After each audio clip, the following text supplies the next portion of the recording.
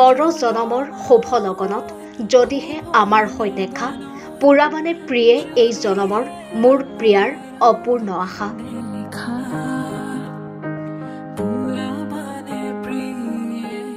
আজি বৃষ্ণু ৰাভা দিৱস।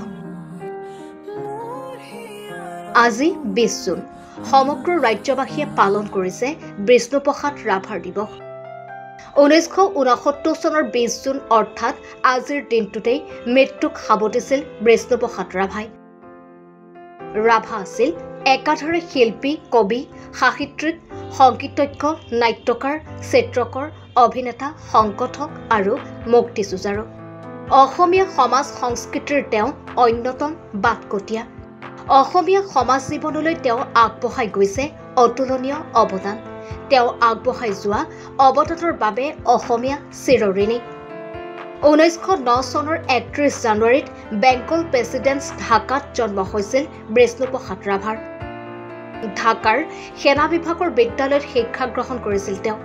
তেজপুৰৰ চৰকাৰী উচ্চতৰ মাধ্যমিক বিদ্যালয়ৰ পৰা 1926 চনত তেওঁ হাইস্কুল শিক্ষান্ত পৰীক্ষাত উত্তীৰ্ণ হয়। পাছত কলেজীয়া শিক্ষা গ্ৰহণ কৰে কলকাতাত। ইয়াৰ মাজতে তেওঁ জঁপিয়াই পৰে স্বাধীনতা আন্দোলনত, যাৰ বাবে তেওঁ শিক্ষা আধাতে এৰিব লগা হৈছিল। অসমলৈ ঘূৰি আহি ৰাভাই আলোচনীত লিখা মেলা কৰিছিল আৰু ব্ৰিটিছ শাসনৰ বিৰুদ্ধেও তেওঁ কবিতা লিখিছিল। কবিতাটো হৈছে ৰাজ্য আছে দুইটি পাঠ, একটি কালো একটি চাদা, ৰাজ্যে যদি মকল চাওঁ দুইটি পাঠাই বলি দিওঁ। 1935 চনত জয়মতী আৰু 1937 চনত শোণিতগুৰি তেওঁ বাণীবদ্ধ ৰূপত প্ৰস্তুত কৰিছিল। তেওঁ নাটক, গীত, প্ৰবন্ধ ৰচনা কৰি দি থৈ গৈছে অসমীয়া অতুলনীয় অৱদান। ৰাভাৰ সংগীত সাহিত্যই আজিও লাখ লাখ অসমীয়াক অনুপ্ৰাণিত কৰে। ৰাভাৰ লিখনিত স্পষ্ট হৈ উঠে দেশপ্ৰেমৰ ভাষা।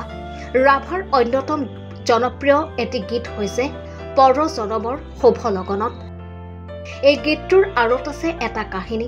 নিজ পত্নীৰ বাবে ৰাভাই এই গীতটো ৰচনা কৰিছিল, কিন্তু পত্নীয়ে এই গীতটো শুনিবলৈ নাপালে। অকালতে মৃত্যু হৈছিল তেওঁৰ। বিষ্ণুপ্ৰসাদ ৰাভাই 1937 চনৰ 24 নৱেম্বৰত যোৰহাটৰ সুগায়িকা প্ৰিয়লতা দত্তৰ লগত বিবাহপাশত আবদ্ধ হৈছিল। কিন্তু বিয়াৰ 28 দিন পাছতেই 1937 চনৰ 22 ডিচেম্বৰত মৃত্যু হৈছিল পত্নীৰ। পত্নীৰ শোকতে ৰাভাই লিখিছিল পৰ জনমৰ শুভ লগনত গীতটি। তাৰ পাছতেই 1950 চনত কনকলতা মেধিৰ সৈতে দ্বিতীয় বিবাহপাশত আবদ্ধ হয় আৰু 1962 চনৰ 4 জানুৱাৰীত দ্বিতীয় পত্নী কনকলতা দুৰাৰোগ্য ৰোগত অসম মেডিকেল কলেজত মৃত্যু হয়। তৃতীয়বাৰৰ বাবে মোহিনীবালা বসুমতাৰীৰ লগত বিবাহপাশত আবদ্ধ হয় বিষ্ণুপ্ৰসাদ ৰাভা। অসমৰ সংস্কৃতি আৰু কৃষ্টিৰ জগতলৈ অতুলনীয় অৱদান আগবঢ়োৱা এইগৰাকী ব্যক্তিক কাশীৰ হিন্দু বিশ্ববিদ্যালয়ত প্ৰদৰ্শন কৰা নটৰাজ নৃত্যত বিমুগ্ধ হৈ আৰু তেখেতৰ সাংস্কৃতিক বৰঙণিলৈ সন্মান জনাই সেই সময়ৰ হিন্দু বিশ্ববিদ্যালয়ৰ উপাচাৰ্য সৰ্বপল্লী ৰাধাকৃষ্ণনে তেওঁক কলাগুৰু উপাধি প্ৰদান কৰে। এইগৰাকী মহান মনীষীয়ে 1969 চনৰ 20 জুন তাৰিখে 2:25 তেজপুৰত শেষ নিশ্বাস ত্যাগ কৰে। তেতিয়াৰে পৰা আজিৰ দিনটোত বিষ্ণুপ্ৰসাদ ৰাভা দিৱস হিচাপে পালন কৰা হয়। News desk, nation any.